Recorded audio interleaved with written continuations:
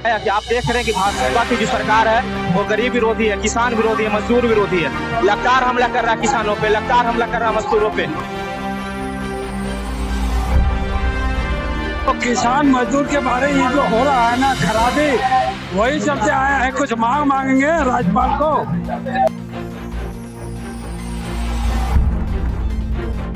Bank में देखिए, bank को निजीकरण हो, शिक्षा का निजीकरण कर दिया गया। हर क्षेत्र में निजीकरण जो कर रहा है, इससे नौकरी कहीं भी नहीं है।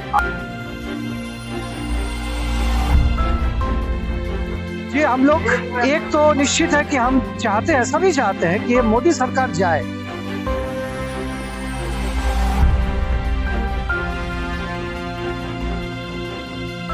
न्यूज 100 लाइव टीवी में आपका स्वागत है। मैं हूं एल.के. साहू। आज हम लोग हैं झारखंड की राजधानी रांची में।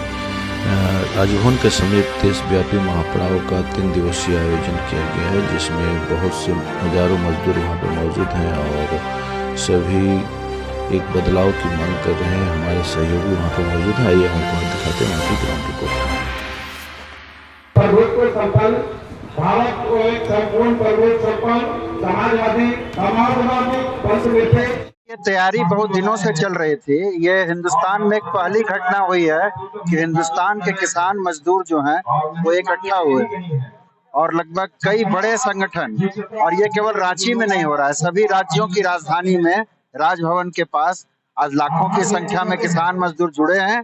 और जो मोदी सरकार की जो जन विरोधी, किसान विरोधी, मजदूर विरोधी और राष्ट्रीय संपत्ति को बेचने वाली नीतियां हैं, इसके खिलाफ पूरे गांव, देहात, फैक्ट्री से हजारों हजार किसान यहाँ पर इकट्ठा हुए। मोदी सरकार जो है ये तो किसानों के लिए बहुत सारा जो है रोजगार के लिए बहुत सारे स्कीम निकाल रहे हैं, तो इस पे आप क्या बोलेंगे? मोदी सरकार केवल घोषणा कर रही है, क्योंकि आपको याद होगा कि पिछले 11 महीने तक किसानों ने दिल्ली को घेर कर बैठा था और मोदी सरकार ने वादा किया था कि किसानों को उनके फसल का उचित मूल्य दिया जाएगा, एमएसपी निर्धारित किया जाएगा। लेकिन मोदी सरकार ने वो नहीं किया।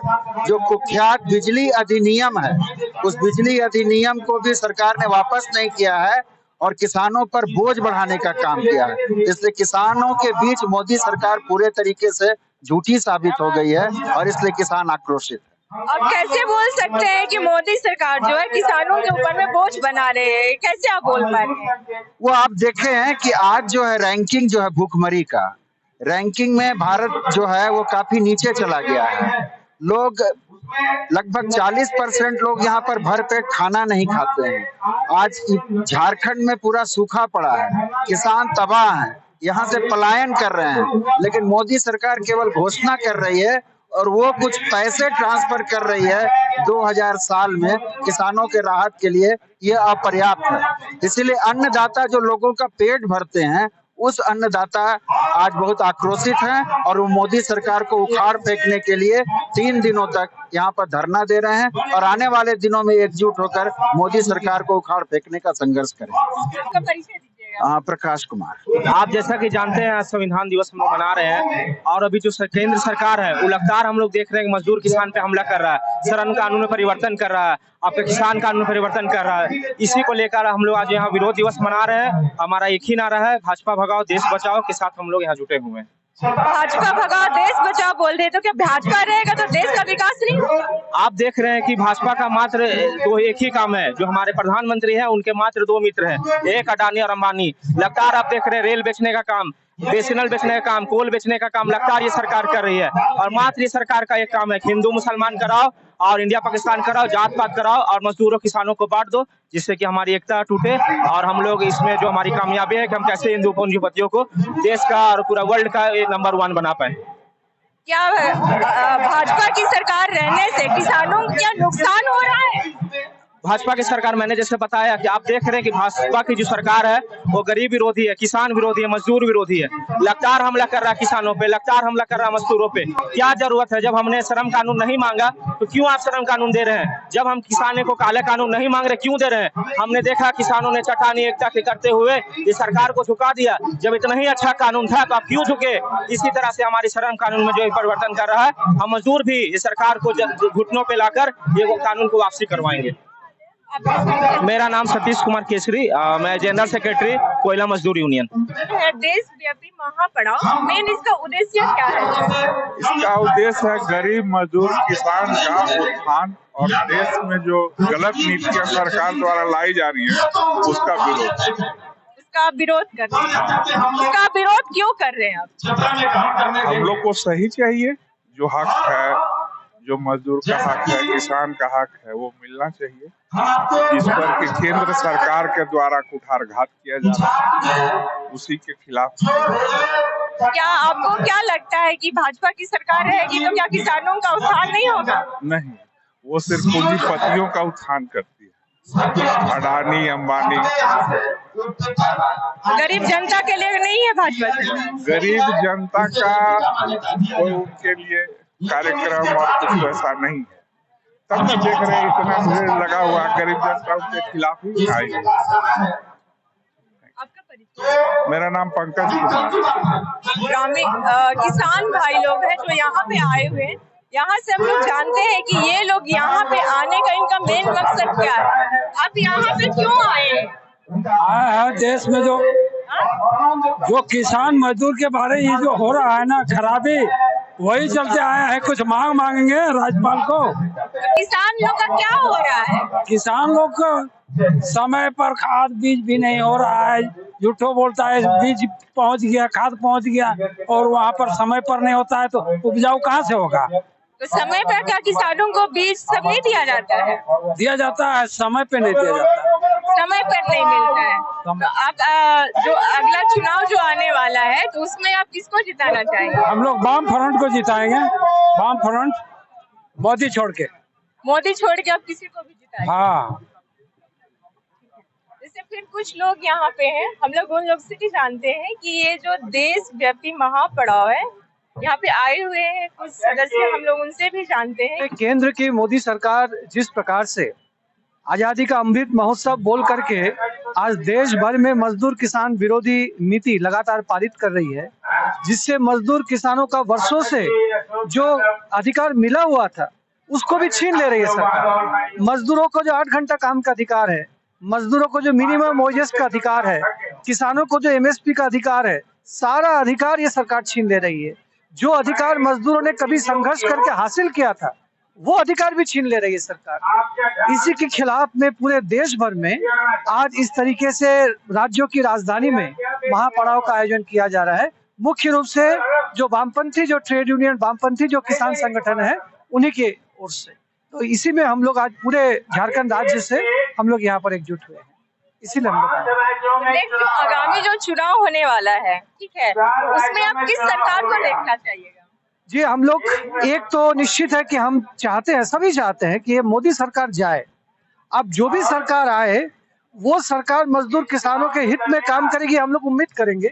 अगर नहीं करेगी हम उसके खिलाफ भी लड़ेंगे। लेकिन अभी इमीडिएट जो सरकार मजदूर किसानों के खिलाफ खड़ी है, आदिवासियों के खिलाफ खड़ी है, महिला विरोधी सरकार है, जन विरोधी सरकार है, उसको जाना चाहिए। 2024 में किसी भी कीमत पर हम मोदी सरकार को हराएंगे। आप जो बोल रहे हैं कि सरकार जो है आदिवासियों के खिलाफ खड़ी हुई है, अगर ऐसी बात है तो हाथों में क्यों जाते? बिरसा मुंडा के जयंती पे, वो भी तो आदिवासी का ही जन्म स्थान है। ये है बीजेपी सरकार।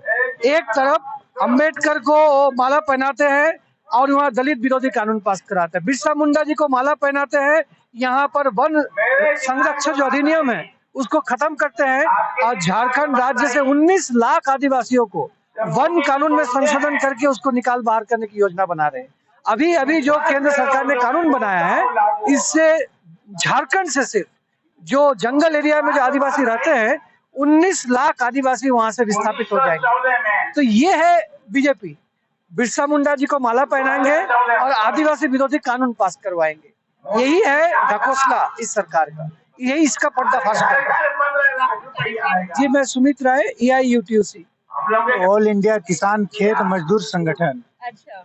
और आज जो अभी आप लोग देख रहे हैं कि आज पूरे देश भर में महापड़ाव का आयोजन किया जा रहा है देशव्यापी। आज जिस तरह से देश की जो मोदी सरकार है हर तरह से जन विरोधी कानून जो लागू कर रही है, अभी आप लोग देखिए कि जो पिछले 2 साल पहले जो किसान विरोधी जो 3 काला कानून लेकर आई थी, जिसको लेकर किसान लोग दिल्ली के बॉर्डर में, सिंघू बॉर्डर हो, टिकरी बॉर्डर हो, वहां पर साल भर से लगातार आंदोलन किए और मजबूरन सरकार को तीनों कानून को वापस लेना पड़ा था।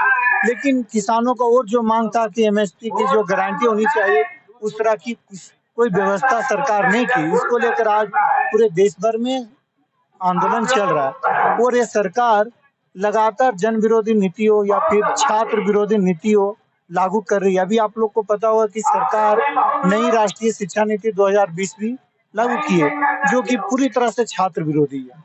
इससे आप लोग इस बार ही देखे होंगे कि छात्र लोग एडमिशन लेने के लिए जो सीयूटी के तहत में नामांकन होने का था, लेकिन बहुत सारे बच्चे को लोग को सेंटर पंजाब हो, हरियाणा हो, महाराष्ट्र तक, झारखंड के बच्चे को दिया गया था। तो सोचिए, एक बच्चे जो ग्रेजुएशन में एडमिशन लेने के लिए इतने दूर दूर तक एग्जाम देने जाएंगे, ये क्या पॉसिबल है? ये सरकार नई राष्ट्रीय शिक्षा नीति में नियम लेकर आ रही है और शिक्षा नीति में शिक्षा इतना महंगा होते जा रहा है। अभी झारखंड में इस साल ही लागू हुआ है और जो कि एडमिशन फी पहले जो 500 था, 700 था, अभी 1500, 2000 तक फी बढ़ गया। तो आने वाला दिन में क्या स्थिति होगा? इसीलिए सरकार तो बोल रही है कि हम छात्र हित में ये नियम ला रहे हैं, लेकिन ये छात्र हित में नहीं है, ये छात्रों से शिक्षा छीनने की नीति सरकार लेके आ रही है। इसका भी पूरे देश भर में छात्र लोग विरोध कर रहे हैं और सरकार से मांग कर रहे हैं कि नई राष्ट्रीय शिक्षा नीति को पूरी तरह से रद्द किया जाए और जिस तरह से सरकार मजदूर विरोधी, किसान विरोधी नीति जो लागू कर रही है, उसे अविलंब वापस लिया जाए और छात्र हित में, मजदूर हित में, किसान हित में सरकार कानून बनाए। यानी आप बोलना चाह रहे हैं कि जो मोदी सरकार जो है वो किसी का हित के लिए नहीं काम कर रही है? नहीं, सरकार किसी का हित में काम नहीं कर रही। सरकार सिर्फ देश के जो पूंजीपति लोग हैं, देश के अंबानी हो, अडानी हो, आज देखिए आज बेरोजगारों का क्या स्थिति है। आज देश का जो रेलवे जो कि सबसे ज्यादा रोजगार देने का साधन था, लेकिन आज उसे निजीकरण कर दिया, उसे आज बेच दिया गया। आज देखिए रेलवे में कोई वैकेंसी नहीं निकल रही है तो बहुत ही सीमित संख्या में निकल रही है। आज देश में देखिए शिक्षकों की जो पूरे देश भर में 11 लाख पोस्ट खाली है, इसकी बहाली कौन लेगा? सरकार को ही निकालना होगा, लेकिन सरकार नहीं निकाल रही। हर क्षेत्र में जाइए, बैंक में देखिए, बैंक को निजीकरण हो, शिक्षा का निजीकरण कर दिया गया। हर क्षेत्र में निजीकरण जो कर रहा है, इससे नौकरी कहीं भी नहीं है। और आज जो पूरे देश की जो स्थिति, आज छात्र हो, नौजवान हो, मजदूर, किसान, आज सभी सड़क पर हैं। आज देश में जो ये सरकार आजादी का अमृत महोत्सव मना रही है, आजादी का जश्न मना रही है कि 75 साल आजादी का, लेकिन आज भी देखिए आज देश की महिलाओं की क्या स्थिति है। हाथरस जैसी घटनाएं आप ले लीजिए, आज क्या स्थिति है। कुछ दिन पहले बनारस में जो बीएचयू यूनिवर्सिटी है, वहां पर एक छात्रा के साथ में उनके दोस्त के सामने अश्लील हरकत किया गया। एक आजादी के 75 साल बाद भी अगर देश की यही स्थिति है, तो आज हम लोग भी तो बोलेंगे कि आजाद भारत है नहीं। जो सपना देश के भगत सिंह, नेताजी सुभाष चंद्र बोस, बिरसा मुंडा, खुदीराम बोस ने देखा था, वो सपना आज भी अधूरा है और उस अधूरे सपने का आज छात्र, नौजवान, मजदूर, किसान को पूरा करने के लिए आज पूरे देश भर में छात्र, नौजवान सभी लोग एकजुट हो रहे हैं। आजादी का 75वां ये अमृत महोत्सव मना रही है सरकार, तो उस बारे में आप क्या बोलना चाहेंगे? ये तो आजादी का अमृत जो महोत्सव मना रही है सरकार, आज देखिए सरकार जिस चेहरे को आगे लाना चाह रही है, ये जो मनुवादी, जो वीर सावरकर का जो चेहरा लाना जा रही है, ये भारत के बहुत देशभक्त थे। आजादी आंदोलन में इसका बहुत बड़ा योगदान था, लेकिन आप पूरा इतिहास उठा के देख लीजिए, यही सावरकर जो कि आजादी आंदोलन में अंग्रेजों से माफी मांगे थे, वही सावरकर जो आजादी आंदोलन में अंग्रेजों से माफी मांगे थे, तो वो कैसा आदर्श देश के सामने प्रस्तुत करना चाह रहे हैं। आज जो आंदोलन कर रहे हैं, ये कोई वीर सावरकर का भक्त नहीं है, ये हम लोग कोई वीर सावरकर का आदर्श मानने वाले। हमारे देश में भगत सिंह, नेताजी सुभाष चंद्र बोस, जो कि कभी भी अंग्रेजों के सामने घुटना नहीं टेके, हम लोग उनको आदर्श मानते हैं और उनका जो अधूरा सपना है, आज उनको पूरा करने के लिए हम लोग पूरे देश भर में छात्र, नौजवान एकजुट हो गए। मेरा नाम सोहन महतो, AIDSO राज्य सचिव।